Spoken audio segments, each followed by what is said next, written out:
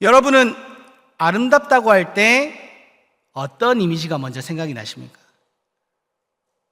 아름답다. 표현하기는 어려워도 이 아름답다라고 할 때 머리를 스치고 지나가는 생각들이 아마 하나씩은 다들 있으실 거예요. 그러면 우리 사진 한번 볼 텐데 이 사진은 어떻습니까? 이 사진, 그 두 번째 사진 한번 보여주실래요? 이 사진. 이 두 사람의 발은 아름다운 발입니까? 아니면 아름답지 않은 발입니까? 미적인 감각으로 봤을 때 이 발은 그다지 아름답다고 하기는 어렵습니다. 발톱은 빠지고 발가락은 울퉁불퉁 뼈마디가 다 튀어나오고 휘어있기 때문이죠. 어쩌면 이 사진을 보고 저거 좀 문제가 있는 거 아니야? 빨리 병원에 가서 치료를 받아야 되는 게 아닐까 생각하시는 분도 있으실 거예요. 그런데 이 발이 누구의 발인지 아십니까? 세계적인 축구 선수 박지성 씨와 발리나 강수진 씨의 발이에요. 그들의 발은 수많은 땀과 훈련의 흔적이 남아있는 발입니다. 이것을 알고 보니 이제 이 발이 조금은 다르게 보여지지 않습니까? 맞습니다. 보통 우리는 깨끗하고 매끄럽고 각질 하나 없는 이 보드랍고 예쁜 발을 보고 아름답다라고 이야기를 합니다. 이렇게 울퉁불퉁하고 발톱은 빠지고 휘어있는 발을 보고 아름답다라고 말하지는 않아요. 오늘 우리가 함께 살펴본 말씀은 로마서 10절에서 15절까지의 말씀입니다. 그런데 이 말씀은 아름답도다 좋은 소식을 전하는 자들의 발이여 이러한 말씀으로 결론을 짓고 있어요. 성경에서 아름답다라는 말이 많이 나오지만 하나님께서 직접 아름답다라고 말씀하시는 것은 그다지 많지 않습니다. 그런데 오늘 말씀에서 하나님은 한 가지를 아름답다라고 말씀하십니다. 그것은 복음을 전한 자들의 발입니다. 왜 그렇습니까? 그 발은 복음을 들고 움직이는 발이기 때문이고 그 발은 생명의 소식을 전하는 발이기 때문이에요. 세상 사람들은 겉모습을 보고 아름답다라고 말합니다. 하지만 하나님은 그 사람의 방향과 발걸음의 목적을 보시고 아름답다라고 하십니다. 그의 발걸음이 복음을 향하고 있다면 그 발이 아무리 초라해 보여도 하나님의 눈에는 아름답게 빛이 나는 것입니다. 오늘 말씀을 통해 우리는 스스로에게 이렇게 한번 질문을 해보았으면 좋겠습니다. 주님께서 보시기에 내 발걸음은 과연 아름다울까? 주님께서 보시기에 내 발걸음은 과연 아름다울까? 스스로에게 이러한 질문을 던졌을 때 어떠한 결론에 도달하십니까? 이 질문을 가지고 오늘 본문의 말씀을 통해서 은혜를 나누기 원하는데 먼저 첫 번째는 구원은 복음을 들었을 때 임한다라는 것입니다. 우리 본문 13절과 14절의 말씀을 다시 한번 함께 보도록 하겠습니다. 누구든지 주의 이름을 부르는 자는 구원을 받으리라. 그런즉 그들이 믿지 아니하는 이를 어찌 부르리요? 듣지도 못한 이를 어찌 믿으리요? 전파하는 자가 없이 어찌 들으리요? 아멘. 이 말씀은 복음에 대해서 아주 명확하게 말씀을 합니다. 듣지 못하면 믿을 수 없고 믿지 못하면 부를 수 없고 부르지 않으면 구원을 받을 수 없다는 것입니다. 구원은 복음을 듣는 것에서부터 시작이 되는 것이죠. 오늘날 우리는 수많은 소리를 듣습니다. 뉴스와 유튜브와 같은 이 세상의 정보는 날마다 우리가 들어서 귀를 채우지만 정작 영혼을 살리는 말씀은 들려오지 않을 때가 많아요. 그러나 하나님은 우리의 귀가 세상의 소음이 아니라 복음의 소리에 열리길 원하십니다. 사도 바울은 17절 말씀 가운데서 이렇게 말씀합니다. 그러므로 믿음은 들음에서 나며 들음은 그리스도의 말씀으로 말미암았느니라. 그렇습니다. 말씀은 말씀을 듣는 것에서부터 시작이 되는 거예요. 아무리 하나님이 우리를 사랑하셔도 아무리 예수님이 십자가에서 죽으시고 부활하셨다고 해도 그 복음이 누군가의 귀에 들리지 않으면 그 사람과는 아무런 상관이 없는 것입니다. 들리지 않으면 몰라요. 모르면 믿을 수 없습니다. 믿지 않으면 구원을 얻을 수가 없어요. 그래서 하나님은 복음을 반드시 듣도록 전해야 한다라고 말씀하시는 거예요.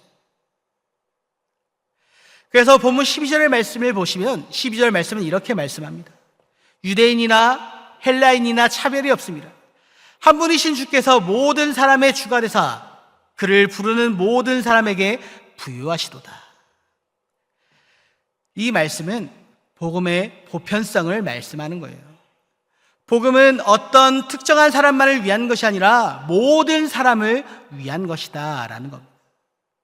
유대인만이 아니라 헬라인도, 한국인만이 아니라 외국인도, 배운 자들만이 아니라 배우지 못한 사람도 모든 사람은 복음을 들을 자격이 있습니다.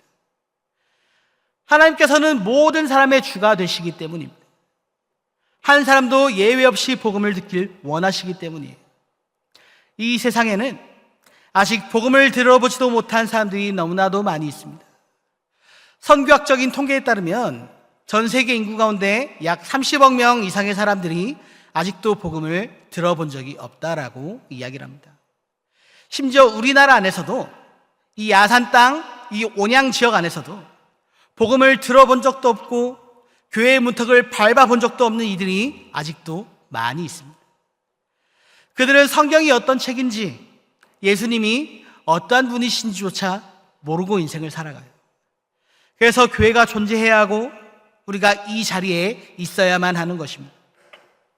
그래서 복음을 듣고 구원을 받도록 해야 하는 거예요.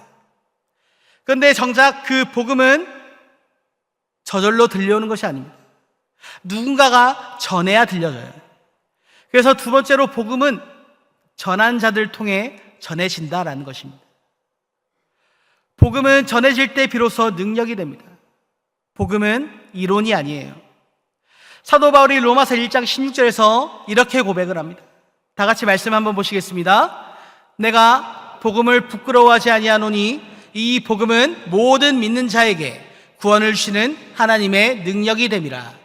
먼저는 유대인에게요, 그리고 헬라인에게로다. 아멘. 복음이 전해질 때, 그 복음이 누군가의 귀에 들려질 때 성령님께서 역사하십니다.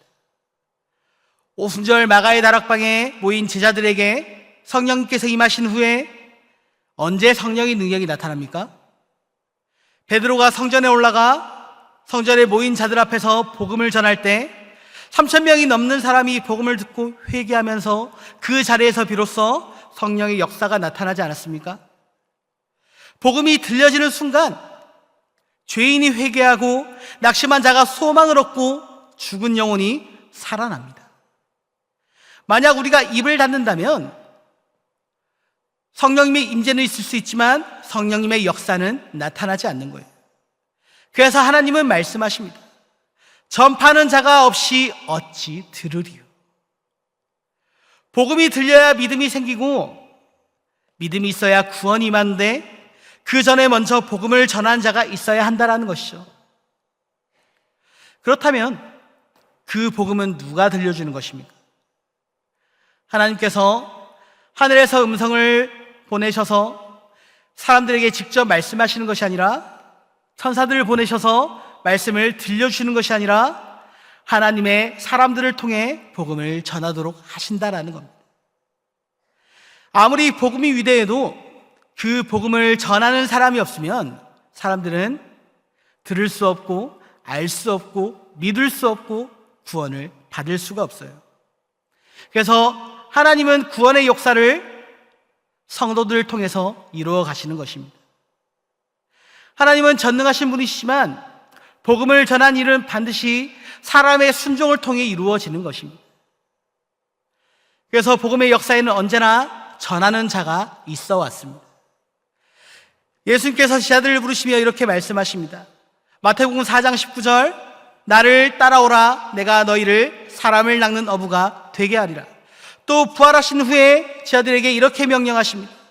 그러므로 너희는 가서 모든 민족을 제자로 삼아 아버지와 아들과 성령의 이름으로 세례를 베풀고 내가 너희에게 분부한 모든 것을 가르쳐 지키게 하라. 볼지어다 내가 세상 끝날까지 너희와 항상 함께 있으리라 하시니라. 사람의 역사, 사람의 순종, 사람을 통해 역사하시는 하나님의 역사가 있습니다. 또 사도행전 1장 8절 말씀에서도 이렇게 말씀하시죠. 오직 성령이 너희에게 임하시면 너희가 권능을 받고 예루살렘과 온 유대와 사마리아와 땅끝까지 이르러 내 증인이 되리라. 이 가운데 성령의 역사 가운데 반드시 하나님께서 사용하시는 사람들이 등장을 합니다. 그래서 하나님의 복음을 전하기 위해 하나님은 사람을 부르실 뿐만 아니라 그들을 세상으로 보내신다라는 거예요. 그리고 그 부르심에 응답한 자들이 바로 보냄받은 자들이 되는 겁니다. 본문 15절 상반절의 말씀을 보시면 이렇게 말씀을 합니다. 보내심을 받지 아니하였으면 어찌 전파하리요. 아멘. 이 말씀이 말하는 것이 무엇입니까? 복음을 전한 자는 스스로 가는 사람이 아니라 하나님께 보내심을 받은 사람이다라는 것이죠. 전도는 인간의 열심으로만 시작되지 않습니다. 그러나 하나님의 부르심이 있을 때 우리의 순종이 그 부르심을 완성합니다. 하나님은 부르시고 우리는 순종함으로 응답하는 거예요. 우리가 선교사님들을 보냄받은 자라고 부르는 이유가 바로 여기에 있습니다. 그들은 자신의 뜻이 아니라 하나님의 부르심에 응답하여 떠나는 사람들이기 때문입니다. 그런데 사실은요, 모든 성도는 하나님께 보내심을 받은 자들입니다. 아멘이십니까? 선교지에 가지 않아도 우리가 있는 그곳이 바로 하나님께서 보내신 우리의 선교지예요. 직장이든 학교든 가정이든 어느 곳이든 우리의 모든 지경이 우리의 선교지가 되는 거예요. 내가 오늘 있는 그 자리가 하나님이 나를 보내신 선교의 현장이라는 겁니다. 여러분, 우리가 복음을 전할 때 말을 잘해서 복음이 전해지는 것이 아닙니다. 말을 잘하는 것이 중요한 것이 아니라 가장 중요한 것은 순종하는 거예요. 고린도전서 1장 22절 말씀을 보니까 고린도전서 1장 21절의 말씀을 보니까 이렇게 말씀을 합니다. 우리 함께 말씀을 한번 보도록 하겠습니다. 하나님의 지혜에 있어서는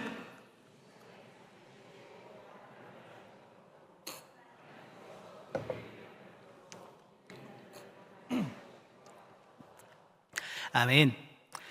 하나님께서 전도에 미련한 것으로 믿는 자들을 구원하시기를 기뻐하셨도다라고 말씀을 해요. 전도에 미련한 것이 뭡니까? 전도에 미련한 것이란 세상의 기준으로 보면 비효율적이고 어리석어 보이는 복음 전파의 방법을 말하는 거예요. 그러나 하나님은 바로 그 단순한 순종을 통해 놀라운 구원의 능력을 드러내십니다. 우리가 복음을 전할 때 그 입술에서 나오는 것은 단순히 우리의 말이 아니에요. 그 순간 성령님께서 우리의 말 속에 역사하시는 겁니다. 복음이 선포될 때 그 말씀을 듣는 사람의 마음속에 보이지 않는 성령의 감동이 일어나고 그의 마음을 변화시키는 능력이 나타납니다. 그래서 전도는 결코 헛되지 않습니다. 내가 말한 이 한마디의 말이 별것이 아닐지라도 그 말 한마디가 어떤 영혼을 구원하는 복음이 될 수 있습니다. 구약의 요나서가 그것을 이미 너무나 잘 증거하고 있지 않습니까? 우리가 복음을 전하는 것은 단순한 종교적인 행위와 종교적인 활동 그 이상입니다. 결국 복음을 전하는 자는 하나님의 부르심을 받고 그 사역 가운데 참여하는 신부름이 되는 겁니다. 이사야서 6장 8절의 말씀을 보니까 하나님께서 이렇게 물으십니다. 내가 누구를 보내며 누가 우리를 위하여 갈고? 그때 이사야의 대답이 뭡니까? 내가 여기 있나이다. 나를 보내소서. 아멘. 우리 사랑하는 온양제일교회 성도 여러분, 오늘 이사야의 이 고백이 우리의 고백이 되어야만 합니다. 하나님께서 여러분 한 분 한 분에게 말씀하십니다. 내가 누구를 보내며 누가 우리를 위하여 갈고, 그 부르심 앞에 제가 여기 있습니다. 나를 보내소서 고백하는 성도님들이 되시기를 바랍니다. 이 고백이 복음이 전파되는 첫 걸음입니다. 우리가 이 고백을 드릴 때 하나님은 우리를 통해 세상을 변화시켜 나가세요. 그렇다면 하나님께서는 왜 그 복음을 전한 자의 발을 아름답다라고 하십니까? 본문 15절의 말씀은 사실 이사야 52장 7절의 말씀을 인용한 말씀입니다. 그런데 이사야는 이 바벨론 포로로 고통을 받던 이스라엘 백성들에게 희망의 소식을 전한 선지자를 보며 이렇게 외칩니다. 우리 이사야서 52장 7절 말씀 함께 보도록 하겠습니다. 좋은 소식을 전하며 평안을 공포하며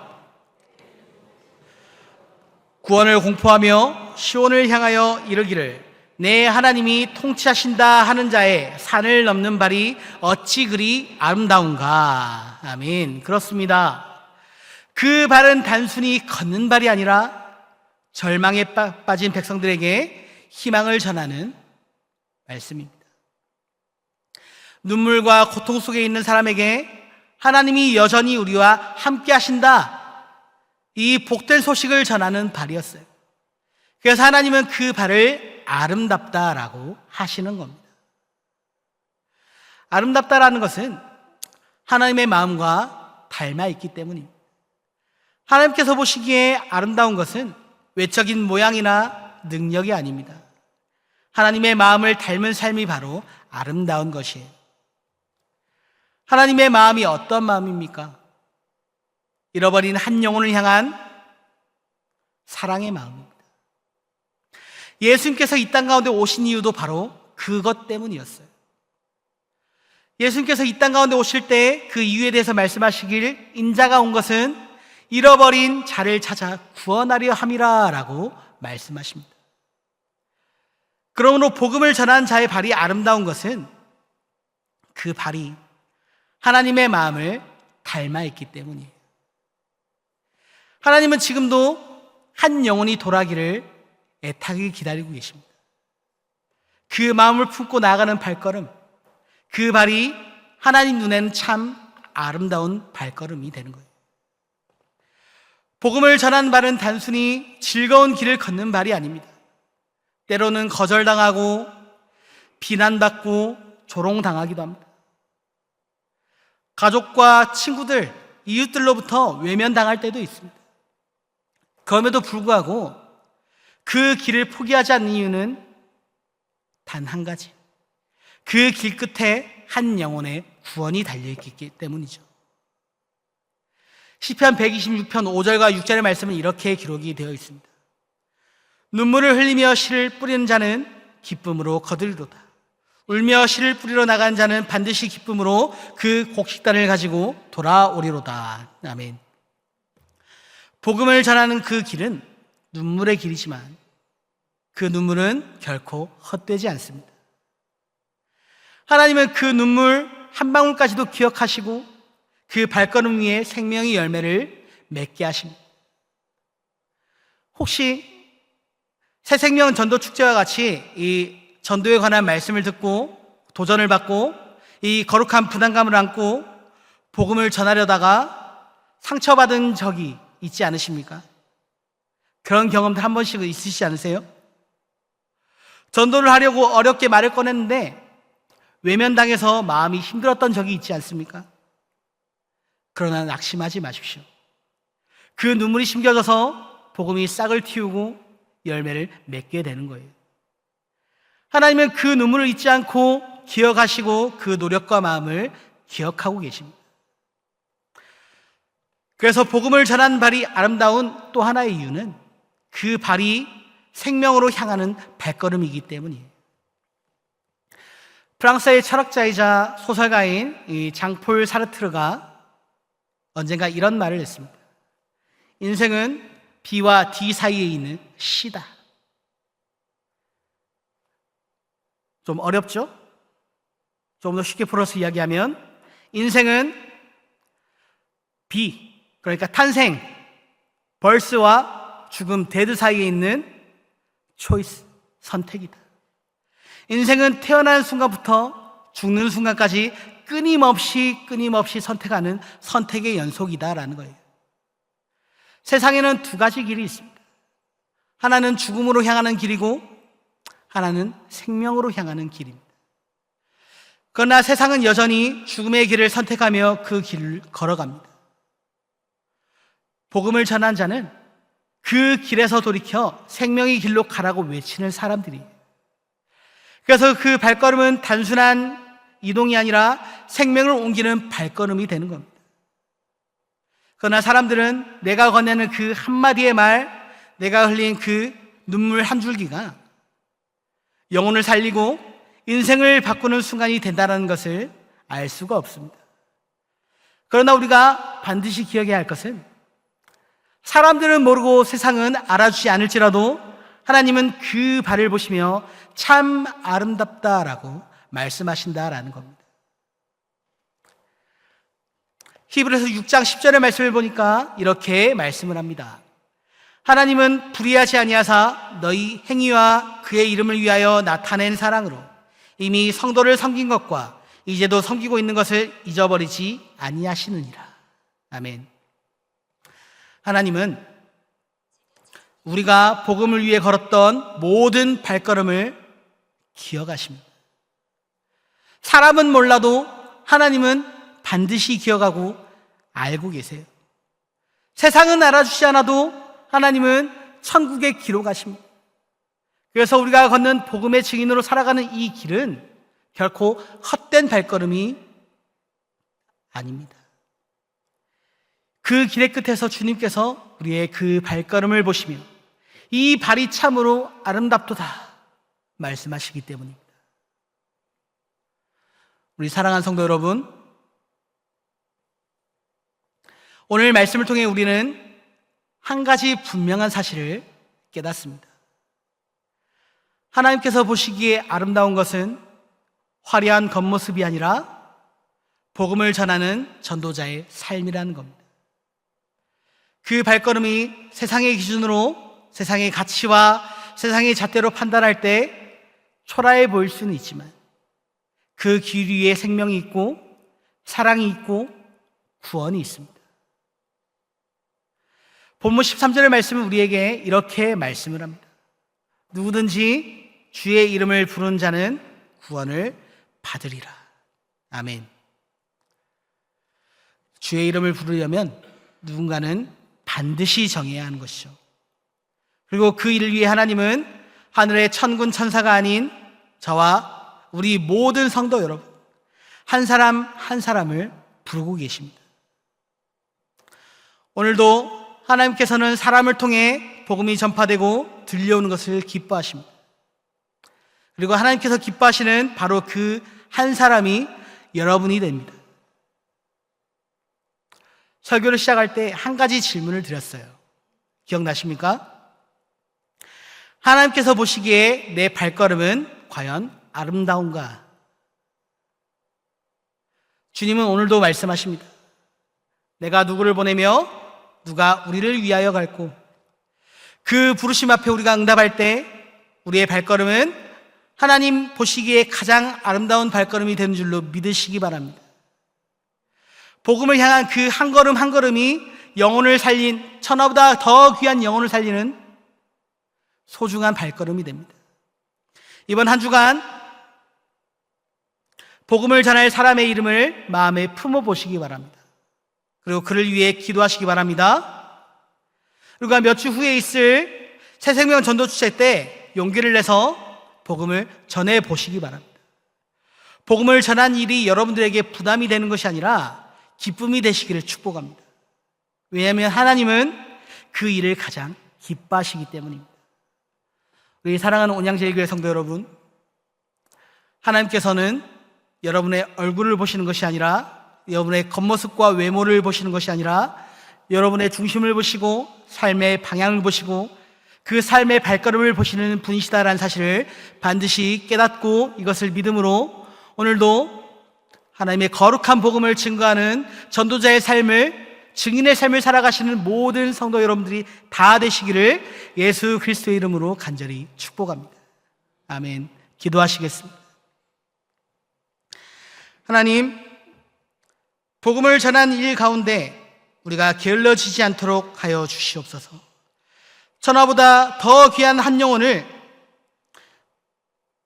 우리가 반드시 기억하여 하나님께서 귀하게 여기시는 그 영혼을 구원받을 때까지 복음을 전하는 증인의 삶을 살아갈 수 있도록 인도하여 주시옵소서. 하나님께서 가장 기뻐하시는 일을 하는 교회가 되게 하여 주시옵소서.